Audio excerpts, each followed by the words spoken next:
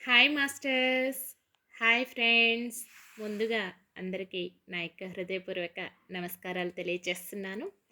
స్వాధ్యాయం బుక్ రీడింగ్లో భాగంగా సుందరకాండ నుంచి ఎంతో అద్భుతమైనటువంటి జ్ఞానాన్ని తీసుకుంటున్నాం కదా. సో మరి ఈరోజు అందరూ సిద్ధంగా ఉన్నారా? ధ్యానం ధ్యానం ద్వారా జ్ఞానాన్ని తీసుకుంటున్నాం కదా. అలాగే ఈరోజు కూడా అందరం చక్కగా మన కోసం మనం ఒక రోజులో 30 నిమిషాలు కేటాయించుకొని చక్కగా ధ్యాన స్థితిలో ఉంటూ జ్ఞానాన్ని తీసుకుందాం. అందరూ కూడా చక్కగా ఉన్న చోటనే స్థిరమైన సుఖ ఆసనంలో కూర్చోండి. వేళ్ళల్లోకి వేళ్ళు పెట్టుకోండి. మీ 2 కళ్ళను కూడా క్రాస్ చేసుకోండి. మీ 2 కళ్ళను క్లోజ్ చేసుకోండి. దీర్ఘ శ్వాసను తీసుకోండి. నిదానంగా శ్వాసని బయటికి వదిలివేయండి. మరొక్కసారి దీర్ఘ శ్వాసని తీసుకోండి. నిదానంగా శ్వాసని బయటికి వదిలివేయండి.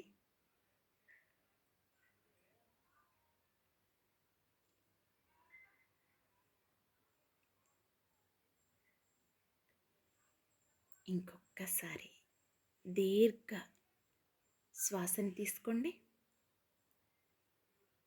నిదానంగా శ్వాసని బయటికి వదిలివేయండి.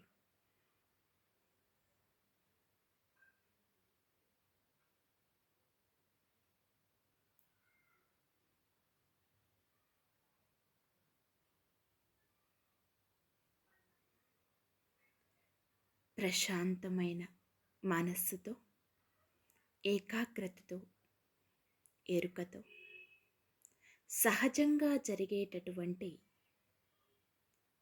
శ్వాసని గమనిస్తూ శ్వాసతో అనుసంధానం అవుతూ అంతర్ముఖంలోనికి ప్రయాణించండి. My dear masters and dear friends,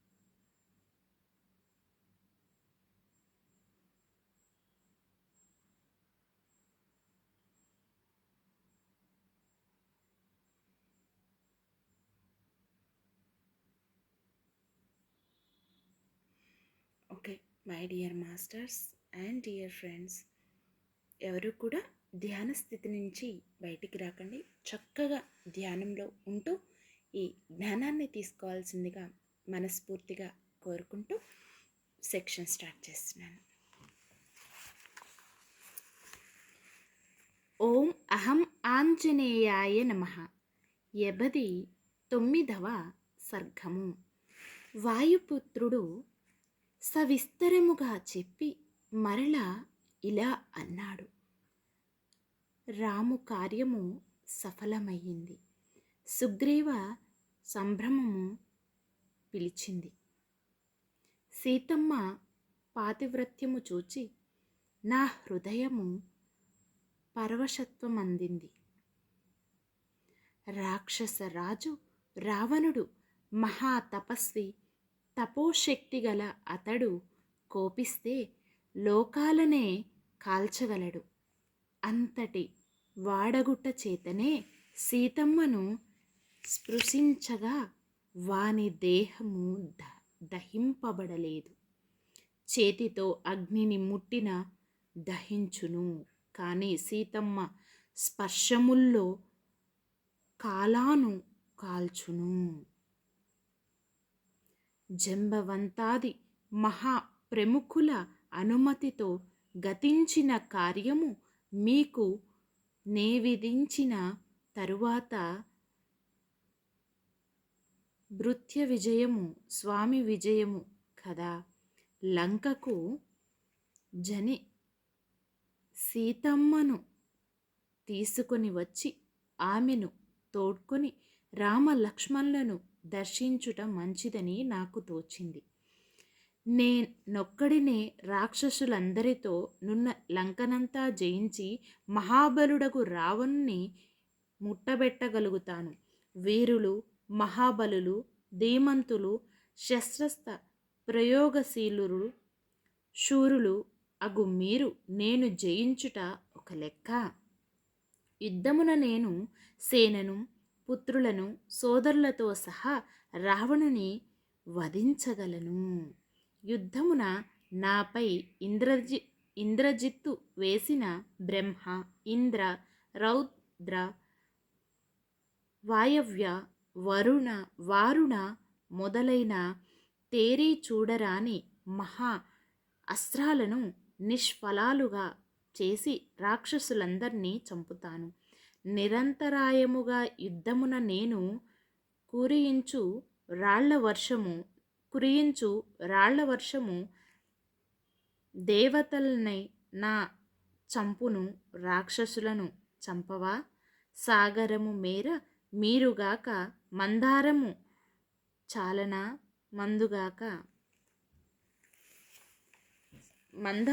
చలనమందుగాక. సాగరము మేర మీరుగాక, మందారము చలనమందుగాక. జంబవంతుని ఎవరు ఎదురింపలేరు. సర్వ రాక్షస సంఘాన్ని చంపటానికి వాలి కుమారుడు అంగదుడు చాలడా? మహాత్ములగు పనస, నీలూరు ఉరువుల వేగముతో మందారగిరినైన బ్రద్దలు చేయగల వారన్న రాక్షసుల సంగతి చెప్పాలా? దేవ, అసుర, యక్షుకులలో, గంధర్వ, ఉరగులలో మైందుడు గాని ద్వివిధుడు గాని నిల్చిన వారిని ఎదిరించు వారెవ్వరు? మహాభాగ్యులు మైంద ద్వివిధులు, అశ్వినీ దేవతలు, కుమారులు, వానర సత్తముల వీరినెదిరించు వీరులేరే? వీరిద్దరూ బ్రహ్మవరమునంది ఎంతో దర్పాన్ని పొందారు. వీరికి చావులేని వరము చతుర్ముఖ బ్రహ్మ ఇచ్చారు. పూర్వము బ్రహ్మదేవుడు మదించిన మైంద ద్వివిధులకు వరాలిచ్చాడు. ఆ వరాల మూలాన గొప్ప శాత్రవ సైన్యాన్ని చంపి దేవతలు అమృతము త్రాగారు. మీరు కోపిస్తే సవాజీ రథ కుంజరాలతో లంకానగరమంతా నాశనమొనరింపగలరు. ఇతర వానరుల గూర్చి చెప్పనేలా? నేనా లంకను నాశనం చేశాను, కాల్చి బూడిదగుట్టగా చేశాను. ప్రధాన వీధులలో నా నామమే ప్రతిధ్వనించులాగా చేశాను. అతి బలశాలి రామునకు జయము, మహాబలుడు లక్ష్మణునకు జయము, రామునిచే రక్షింపబడు సుగ్రీవునకు జయము. నేను కోసలాధిపతి రాముని దూతను, వాయుకుమారుడను హనుమానని లంకంతా నా నామాన్ని ప్రకటన చేశాను. దురాత్ముడైన రావణుని అశోకవన మధ్యమందు సీతమ్మ శింశుపా వృక్ష మూల మందు దుఃఖిస్తుంది. ఆమె చుట్టూ భయంకర రాక్షస స్త్రీలు కాపున్నారు. శోకముతో మనస్తాపమున మేఘము కప్పిన చంద్రరేఖలాగా కాంతి లేకున్నది. సుందరియగు నామె బలగర్వగల రావణుని కన్నెత్తి కూడా చూడక రామనామ ధ్యానమున బంధింపబడింది. ఆ సీతమ్మ సచీదేవి మహేంద్రునిలాగా సర్వాత్మాన రామునందే అనన్య చిత్తములో ఉన్నది. ఏకవస్త్రధారి అయి శరీరమంతా దుమ్ముతో కప్పబడి మలినమై దుఃఖముచే కృంగి కృషించియున్నది. పతిహితమునే కోరుచున్నది. శిరోజాలు ఒక్క జడ కట్టాయి. భర్త చింత పరాయణ అయి ధరణిపై పడుకొని రక్కసుల నడుమ ఉంది. కాంతి లేక శిరమున పద్మము వలె రావణ పరాద్ముఖి అయి చనిపోవటానికి సిద్ధమై లేడి కన్నుల వంటి నేత్ర సోయగము గల ఆమెకు విశ్వాసము కలిగించాను. ఆమెతో మాట్లాడి సర్వము తెలిపాను. రామ సుగ్రీవుల మైత్రి తెల్పగా ఆమె ఎంతో సంతోషించింది. నియమితాచారముతో భర్తయందు భక్తితో ఉన్నది. పాపాత్ముడనైన రావణుని తన తపశ్శక్తి వలన చంపలేదన్న వాడు మహాత్ముడే. అప్పుడు రాముడు నిమిత్త మాత్రుడవుతాడు. సీత ద్రోహమే వాని చావుకు మూలము. కృషాంగి అయిన సీతమ్మ రామ వియోగాన మరింత కృషించింది. పాడ్యమి నాడు చదువు విద్యార్థి విద్య ఎలా అడుగంటునో అలా కృషించింది. ఇలా సీతమ్మ శోకిస్తూ ఉన్నది. అందువలన మీరు కర్తవ్యము బాగా ఆలోచించండి. ఇది వాల్మీకి మహర్షి విరచిత శ్రీమద్ రామాయణము యందు సుందరకాండమున గల 89వ సర్గం. సర్వం హనుమాన్ దర్శనమస్తు. ఓం అహం ఆంజనేయాయ నమః. 60వ సర్గము. అలా హనుమా మాటలు విని అంగదుడు ఇలా అన్నాడు: వానర వీరులారా, సీతమ్మను దర్శించి ఆమెను గొని రాకుండా మహాత్ముడగు రాముని దగ్గరకేగుట మంచిది కాదు. పరాక్రమము గల వీరందరూ రాముని దగ్గరకేగి సీతమ్మను చూశాము లేదా తీసుకురాలేదని చెప్పుట బాగుండదని నా అభిప్రాయము. పరాక్రమందు దేవదానవులందు హనుమానికి సాటి ఎవ్వరూ లేరు. లంకలోని రాక్షస వీరులందరినీ హనుమా చంపాడు. మరొక కర్తవ్యమునకు లేదు. సీతమ్మను తీసుకునియే రాముని సన్నిధికి వెళదాము.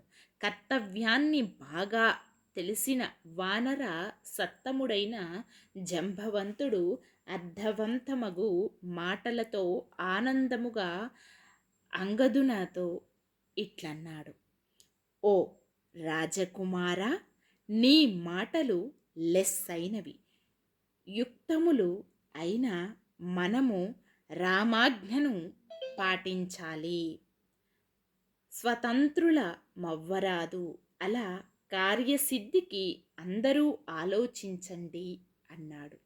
ఇది వాల్మీకి మహర్షి విరచిత శ్రీమద్ రామాయణము యందు సుందరకాండమున 60వ సర్గం. సర్వం హనుమాన్ దర్శనమస్తు. ఓం అహం ఆంజనేయాయ నమః. 61వ సర్గము. అలాగన్న జంబవంతుని మాటలకు అంగద, హనుమ మొదలగు వారందరూ ఇష్టపడ్డారు. వానర వీరులందరూ హనుమ ప్రోత్సాహముతో మహేంద్రగిరి వీడి పైకి ఎగిరారు.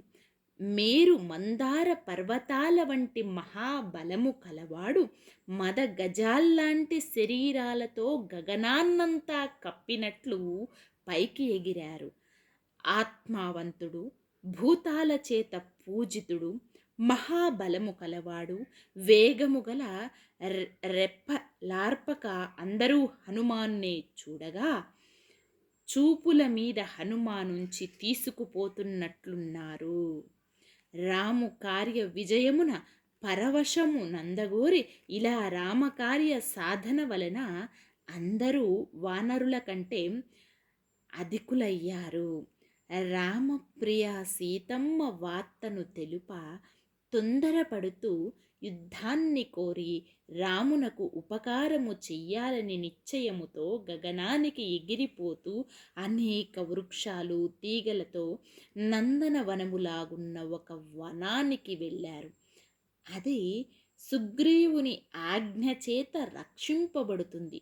ప్రాణులందరికీ మనోనందముగా ఏ ప్రాణి చోరటానికి వీలు లేనట్లుగా ఉన్న మధువనమది.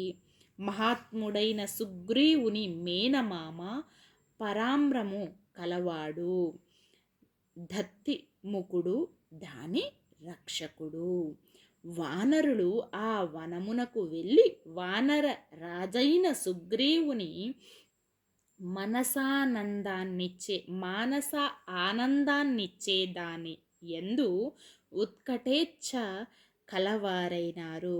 మధువులాగా పింగళ వర్ణము గల వానరులు అందు తేనె త్రాగటానికి అంగదుని అడిగారు.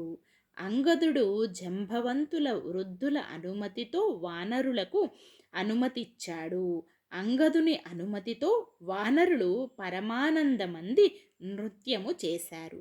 పాడారు కొందరు, వంగినారు కొందరు, నృత్యము చేశారు కొందరు, కొందరు అట్టహాసాలు, కొందరు నేలపడ్డారు, ఇటు అటు సంచరించారు కొందరు, గంతులీడారు కొందరు, అరిచారు కొందరు, ఆశ్రయించుకున్నారు కొందరు, పట్టుకున్నారు కొందరు, మాటలాడుచు కొందరు, తిరుగుచు కొందరు, ఒక వృక్షము నుండి మరొక వృక్షానికి పరుగు తీశారు.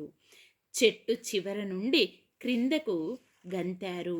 గొప్ప వేగముగా కొందరు చెట్టు కొనలకు ఎగిరారు. ఒకడు పాట పాడగా మరొకడు నవ్వడం, మరొకరు ఏడుస్తూ వాని దగ్గరకెళ్ళటం, మరొకడు ఏడ్చిన వానిని త్రోసుకొని వెళ్ళేవాడు, మరొకడు ఏడ్చిన వాన్ని దగ్గరకు వెళ్ళేవాడు. వానరులు ఎక్కువ తేనె త్రాగి మత్తెక్కి విపరీతమైన పనులు చేస్తుండగా వానరులంతా వాక్యూలముగా కానవచ్చారు. అందరూ మత్తెక్కిన వారే, అందరూ తేనె తాగిన వారే. ఆ వనానికి దత్తిముఖుడు పాలకుడు. వానరుల లాగా తేనెను త్రావి చెట్లు విరచటము, ఆకులు పువ్వులు రాల్చగా దత్తిముఖుడు అడ్డుకున్నాడు. ఉగ్ర తేజ్యుడు వనరక్షకుడు దత్తిముఖుడు వారినడ్డుకొనగా ఇంకా వానరులు చెలరేగి లక్ష్య పెట్టక మరల వారిని అడ్డుకున్నాడు. కొందరు వానరులను దత్తీముఖుడు వనాన్ని పాడు చేయవద్దని కఠినముగా మందలించాడు. కొందరిని హస్తముతో కొట్టాడు. కొందరితో తగువులాడాడు. కొందరిని బుజ్జగించాడు. వనమును కాపాడమన్నాడు. మధువుతో మత్తెక్కిన వానరులు దత్తీముఖుని లక్షించక భయము లేక అతనిని అవమానకర మాటలాడి పీడించారు. కొందరు గోళ్లతో దత్తీముఖుని గీకారు. పళ్ళతో కరుస్తూ కాళ్లతో తన్నుచు అవమానం ఆ వనమున తినవలసినవన్నీ తిన్నారు వానరవీరులు. ఇది వాల్మీకి మహర్షి విరచిత శ్రీమద్ రామాయణము ఎందలి సుందర కాండమున 61వ సర్గం. సర్వం హనుమాన్ దర్శనమస్తు. ఓం అహం ఆంజనేయాయ నమః. 62వ సర్గము. వానర శ్రేష్ఠుడు హనుమ ఆ వానరులతో ఇలా అన్నాడు: మీరంతా ఏమి భయము లేకుండా త్రాగండి. మిమ్ము వద్దన్న వారిని నేనడ్డుకుంటాను. అది విని అంగదుడు కూడా మీరందరూ హాయిగా తేనె త్రాగండి అన్నాడు. రామ కార్యాన్ని సాధించాడు. హనుమ ఏమి చేసినా చేయవలసినదే. అంగదుని వాక్యులకు వానరులందరూ చాలా బాగుందన్నారు, ఆనందించారు. ఆ వానర వీరులందరూ అంగదుని ఎంతగానో కొనియాడి నది ప్రవాహము ఒడ్డునగల వృక్షాలను కూల్చులాగా మధువన నాశనము గావించటానికి అక్కడకు వెళ్ళారు. హనుమ మూలాన సీతమ్మను దర్శించమని ఆనందమున వానరులు తమ బలముతో వనముగాచిన వారిని త్రోసి తేనెలు తాగి మధుర ఫలాలన్నీ తిన్నారు. వందలాది వానరులు వలదన్న వన పాలకులను కొట్టారు. తూముడు తేనె తెట్టెలు చేతబట్టి ఒకరు తేనె తాగిరి. అలా కొందరు చేసి తక్కినవి పారవేశారు. తేనె త్రాగుతూ ఆ తెడ్లు పారవేశారు. కొందరు తక్కినవి పారవేశారు. కొందరు తేనె త్రాగి మత్తెక్కి చెట్టు కింద చేరి అంతకంతకు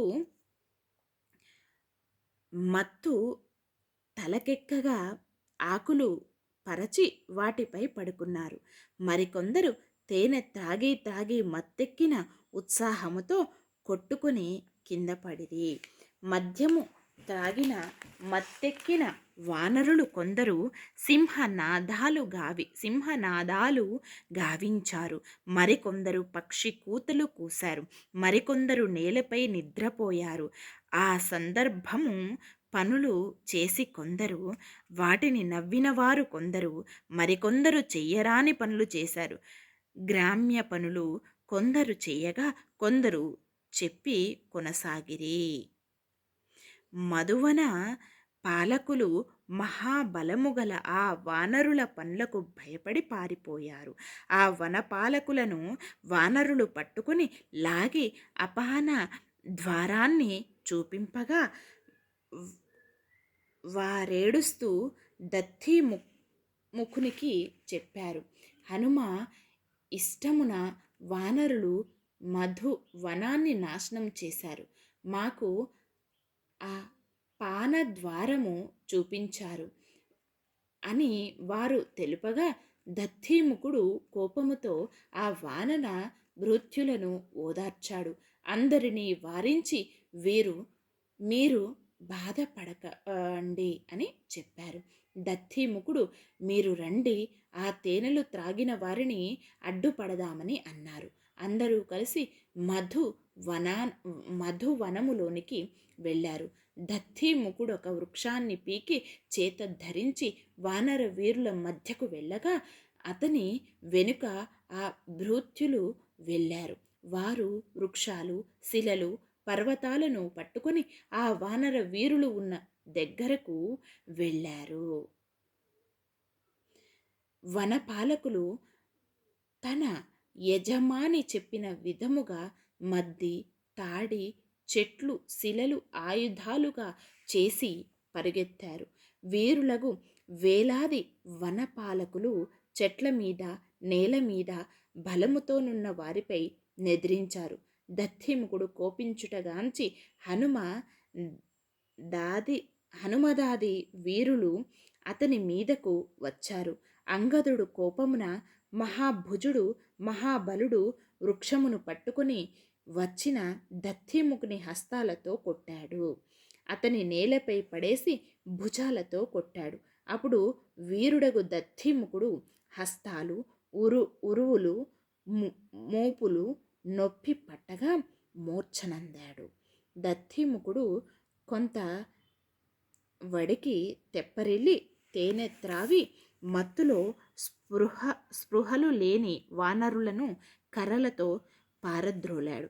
అలా దత్తిముఖుడు వానర శ్రేష్ఠులను వెంట పెట్టాడు. ఆ దత్తిముఖుడు వారిని తప్పించి ఒక ఓరగా నక్కాడు. తన సేనకులతో ఇలాగన్నారు, మనము పదండి, మన రాజైన సుగ్రీవుని దగ్గరకు పోదాము. విశాల గ్రీవము గల సుగ్రీవుడు రాముని దగ్గరున్నారు. నేను సుగ్రీవ రాజుకు అంగదుని విక్రమంతా వివరిస్తాను. సహజ క్రూద్ధుడగు నతడు వానరులను అందరినీ చంపును. మహాత్ముడగు సుగ్రీవునికి ఈ మధువనము అత్యంత ప్రీతిపాత్రమైనది. అయినను ఆయనకు తాతాతండ్రుల నుంచి వచ్చింది. దేవతలకు కూడా చూరరానిది. తేనె అన్న మక్కువ ఎక్కువ గల వీరికి కాలము దగ్గర పడింది. సుగ్రీవుడు వారిని వారి మిత్రులకు దండన విధిస్తాడు. రాజాజ్ఞన్ అతిక్రమించు వీరందరూ చస్తారు. మనకు కలిగిన కోపానికి తగిన ఫలము వస్తుంది. మహావీరుడు దత్తిముఖుడు తన భృత్యులతో ఇలా పలికి వారితో గగనానికెగిరి సుగ్రీవుని దగ్గరకు వెళ్ళాడు. ఒక్క నిమిష కాలాన దత్తిముఖుడు సుగ్రీవుని దగ్గరకు వెళ్ళాడు. రాముని, లక్ష్మణ్ణి, సుగ్రీవుని దత్తిముఖుడు చూసి గగనము నుండి భూమికి దిగాడు.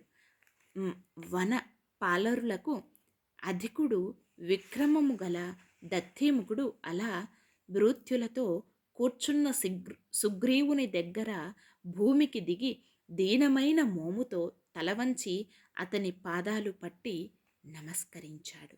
ఇది వాల్మీకి మహర్షి విరచిత శ్రీమద్ రామాయణము ఎందలి 62వ సర్గ. సర్వం హనుమాన్ దర్శనమస్తు. ఓం అహం ఆంజనేయాయ నమః. Okay my dear masters and dear friends, మరి ఇదండి ఈరోజు మనం తీసుకున్నటువంటి జ్ఞానం.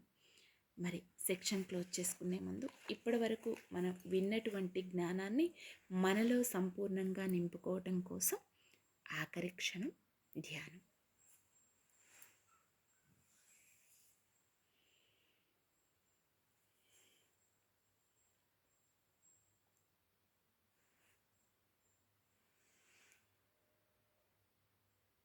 ఎరుకతో శ్వాసని గమనిస్తూ ఉండండి my dear friends and dear masters.